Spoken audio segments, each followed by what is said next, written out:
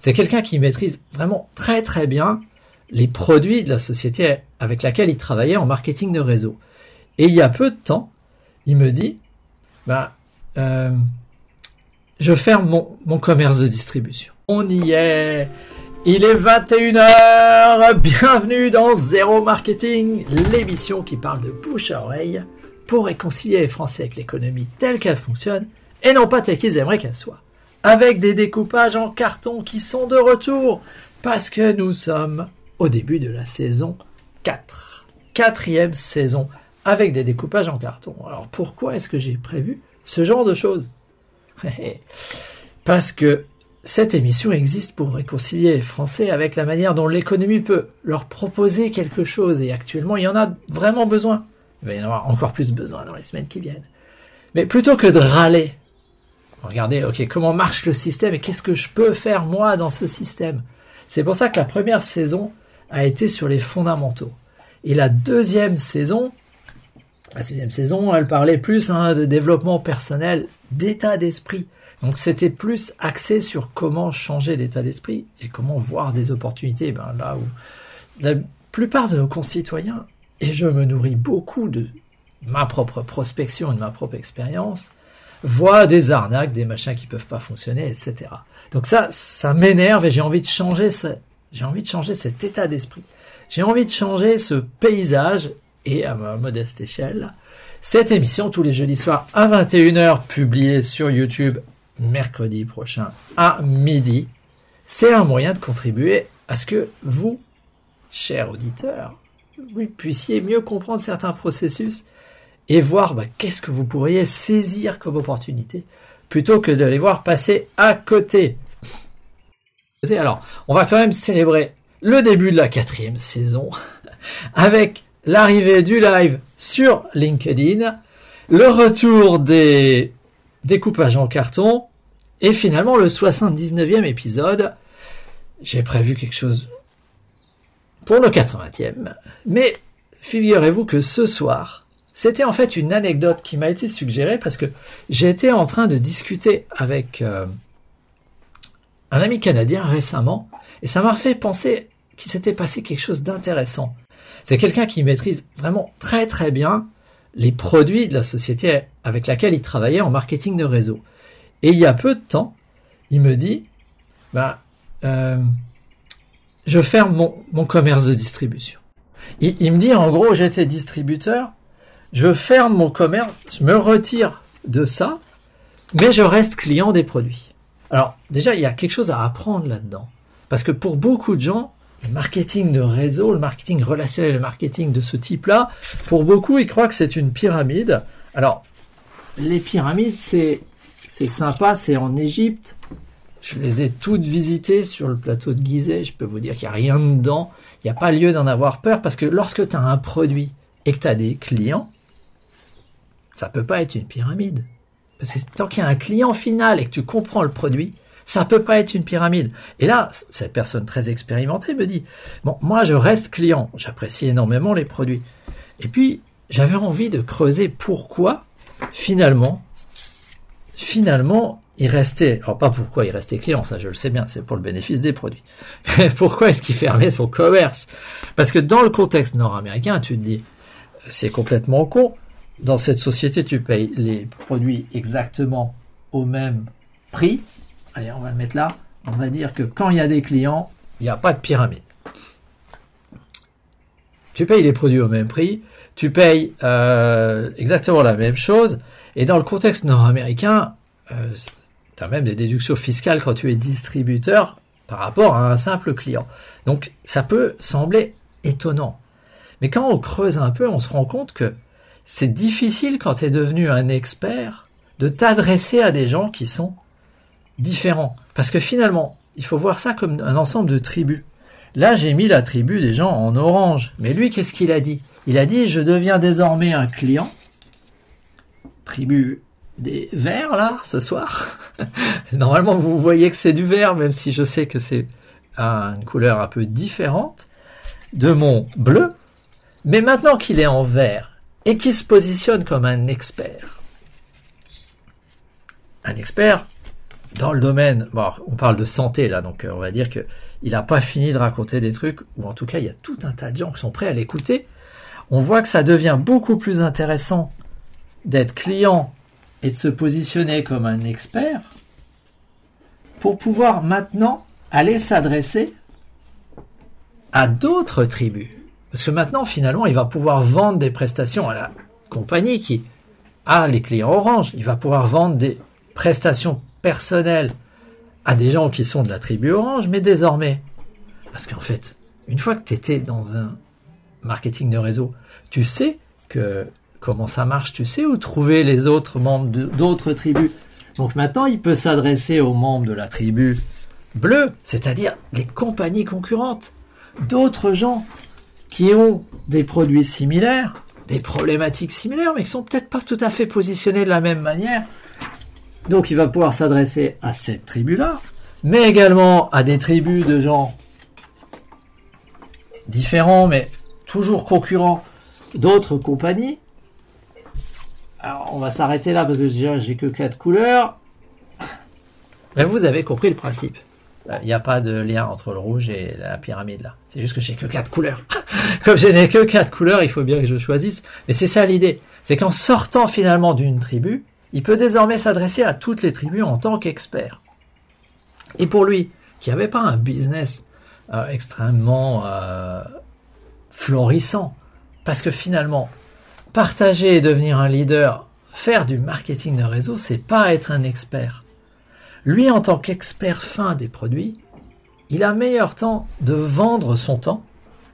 C'est étonnant, hein, puisque partout sur la planète, on te clame « arrête de vendre ton temps », etc. Pour un expert, c'est pas forcément vrai. Parce qu'il peut vendre plus cher, quelque chose qu'il faisait déjà de manière bénévole, et maintenant, il peut s'adresser à des tribus différentes. Il peut s'adresser à des gens qui travaillent dans des compagnies différentes. Et au lieu de s'adresser juste à une qu'il ne payait pas forcément, maintenant il peut s'adresser à au moins 15, 20, 30. Il y a 1600 concurrents sur le marché nord-américain. Donc, il sait où les trouver, il sait ce qu'ils ont dans la tête puisqu'il en faisait partie. C'est pas top, ça? C'est pas génial pour faire finalement un business d'expert. J'ai oublié de remettre un livre ce soir là, mais je vous conseille vraiment Expert Secrets de Russell Brunson, qui est vraiment très très bien fait quand tu veux mener une carrière d'expert. Mais cette réflexion, elle a eu lieu exactement au moment où j'étais en train de me dire, bah tiens, il va falloir bientôt que je conseille également ma seconde fille qui veut entreprendre en ligne. Mais elle, à 18 ans, t'es expert de quoi? Ben, ça marche pas trop finalement. Quand t'es trop jeune, on a du mal à croire que tu peux être un expert. Quand même, tu peux avoir pas mal d'expérience. Les autres, tu es un expert quand les autres te voient comme un expert. Donc, c'est compliqué pour quelqu'un qui est trop jeune de se positionner comme expert. Donc, dans son cas, dans le cas de quelqu'un qui est plus jeune, on voit qu'on est face à quelque chose. Alors, si je me mets là, je suis pas sûr que vous allez me voir. Allez, on va décaler un peu. On va dire l'expert, il était là. Alors que finalement, quand tu es plus jeune, c'est peut-être illusoire de vouloir te positionner comme un expert. Et on voit actuellement pas mal de gens qui cherchent ce raccourci qui est de dire, ben, vends des offres chères. Fais des pubs pour trouver des gens à qui tu vas vendre à 2000, 2000, 5000, 10 000 euros la résolution d'un problème parce que tu es un expert et puis fake it until you make it. Fais semblant jusqu'à ce que tu sois arrivé, etc. Franchement, je suis pas fan. Je suis pas fan parce qu'il y a quand même pas mal de trucs, il faut avoir vécu assez pour pouvoir en parler. Ok, j'entends. C'est la vie d'un vieux con qui a bientôt un demi-siècle. D'accord. Mais je le partage et je le maintiens parce qu'il y a quand même pas mal d'arguments pour ça. Donc, dans le cas de quelqu'un de beaucoup plus jeune, je dirais, ouais, suis, vas-y, fonce. Même si finalement ça doit s'avérer être une pyramide, tu vas apprendre. Même dans une pyramide, tu vas apprendre. Tu vas apprendre déjà à repérer une pyramide. Arrêtez de croire qu'on peut y arriver des fois très facilement. Tu vas apprendre surtout à être dans une tribu. Et puis tu sais pas qui tu vas rencontrer. Donc tu vas apprendre plein de choses, les hauts et les bas émotionnels, le rejet, le fait de venir parler d'un produit qui n'est pas le tien à quelqu'un d'autre, te prendre des rejets, etc. Ça peut très bien être, je lance une chaîne YouTube, je produis, je dis, ok, vas-y, fais des vidéos, tu verras bien ce que ça va donner. Au pire, ça, tu auras réussi. Au pire, tu développes une audience et tu verras ce que tu en fais. Mais le positionnement d'expert, j'en ai marre de le voir partout, pour des gens qui finalement ont rien d'expertise, quoi, qui n'ont rien à dire. À l'inverse, s'acharner, comme mon ami, alors que son business n'était pas très florissant, et qu'il était extrêmement pointu dans les produits, qu'il était extrêmement pointu sur son discours, beaucoup trop pointu pour finalement arriver à bâtir du marketing de réseau, parce qu'il n'était pas duplicable. Il s'était transformé en outil. Je ne sais pas si vous voyez la différence que ça donne, mais quand tu t'es transformé en outil, c'est que tu as raté quelque chose dans ce modèle de distribution. Par contre, quand tu es devenu un super outil, tu as de l'expertise devant toi. Donc, attention à ces deux facettes. C'est bien de bien connaître tes produits, mais quand tu deviens trop expert, tu as peut-être une meilleure carrière à faire en tant que vendeur d'expertise. Voilà, c'était le message de ce soir. Désolé pour les problèmes techniques qu'on a rencontrés. J'essaierai de plus appuyer sur des boutons bêtement. Est-ce que vous avez des questions par rapport à ça? Est-ce que j'ai été assez clair? Est-ce que pour une reprise de saison 4, on est sur les bons rails?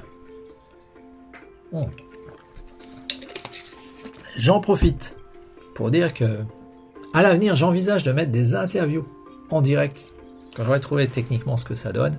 Et surtout, j'aimerais bien avoir des interviews de gens qui sont là-dedans, en train de le faire. Dans d'autres tribus, bien évidemment, que la mienne, je m'en fous. Pour qu'on parle justement en francophonie de ces hauts et ces bas, de ces problèmes que rencontrent les professionnels, pas les pyramideurs, ça m'intéresse pas. Les gens dont je ne comprends pas le produit et le positionnement sur le marché, j'en veux pas. Par contre, ceux qui ont des vrais produits légitimes, même mes propres concurrents, je m'en moque. On s'en fout, parce qu'ils vont forcément trouver un positionnement sur le marché qui n'est pas le mien. Et c'est pas gênant. Question, à partir de quand on est expert? C'est quand les autres te le disent. T'es expert quand les autres trouvent que t'es un expert. Alors, personnellement, je trouve que il faut quand même pas exagérer non plus. Quand en 5 minutes on atteint le même niveau que toi, il y a un vrai souci. Alors très souvent, cette notion de passer suffisamment de temps pour atteindre un niveau qui est supérieur à ce que la plupart des gens vont passer, quand tu regardes un peu les opinions des gens, c'est en 5000 à 10 000 heures. Quand tu as passé 5000 à 10 000 heures sur un sujet, je t'assure que tu es expert. Parce que tu n'as personne autour de toi qui passe 5000 à 10 000 heures. Et ça fait quand même pas loin de 3 ans à temps plein. Donc, 6 ans à temps partiel, quand c'était loisir, tu peux y passer quand même un sacré temps. Donc, si on me demande, est-ce que je suis expert en espéranto? Après 15 années de pratique quotidienne avec mes enfants, quand bien même en ce moment je ne fais rien, je pense que oui. Est-ce que je suis expert en interprétation de conférences? Non, faut pas exagérer. Je veux dire, j'ai travaillé 3-4 jours, si on additionne tout, je dois atteindre même pas 6 jours de travail complet. Faut pas exagérer. Je sais de quoi je parle, mais je suis pas un expert dans ce domaine. Parce que j'ai pas passé 5 années à temps plein à faire ça. J'ai pas rencontré toutes les situations possibles. Parce qu'au bout d'un moment, on finit par les rencontrer. Alors, j'en sais beaucoup plus que beaucoup de gens. Mais je suis pas un expert dans ce domaine. Si je voulais me positionner comme expert sur l'interprétation de conférences, je trouverais forcément des gens à qui parler. Mais je pourrais faire que des produits d'entrée de gamme. Moi, ça me gênerait franchement de me positionner comme expert sur quelque chose où, en 1 an de travail, t'es devant moi, quoi. Faut pas exagérer. Et je ne m'estime pas être expert du marketing de réseau. Je commence sérieusement à savoir de quoi je parle, mais je ne suis pas un expert dans ce domaine. En cours. C'est pas un problème. Je cherche pas à vendre des formations à toutes les tribus qui sont là. Je passe juste mon temps à les amuser sur YouTube et leur donner la parole pour faire des interviews, pour la rubrique interview de Zéro Marketing, pour donner justement, parce que ça c'est aligné avec ce que je veux faire, donner d'autres points de vue, donner d'autres moyens aux Français de comprendre qu'est-ce qu'on peut faire. Donc voilà, si vous connaissez des gens qui sont dans le marketing de réseau, qui ont un succès sympa et dont l'éthique va franchir mes filtres, on va pouvoir discuter pour les épisodes au-delà du 100e, donc ça nous laisse encore un peu de temps pour ajouter des sessions en direct. Voilà, là-dessus, je vous dis à la semaine prochaine, puisque la saison 4, c'était la rentrée. On reprend. On va parler de je ne sais plus quoi, mais l'épisode est prêt. Ça fait partie des hauts et des bas émotionnels. Des fois, tu oublies ce que tu voulais faire. Et si cet épisode peut aider quelqu'un, cliquez sur j'aime et partagez-le. Et si vous êtes sur YouTube, abonnez-vous et allumez la cloche de manière à être prévenu parce que les épisodes, ils arrivent quand ils arrivent. Et il y aura une surprise pour le 8 septembre, je sais plus ce que c'est. C'est une journée particulière et il y aura un interview particulier. J'en dis pas plus aujourd'hui, je vous donne rendez-vous sur YouTube et à la semaine prochaine. Allez, salut!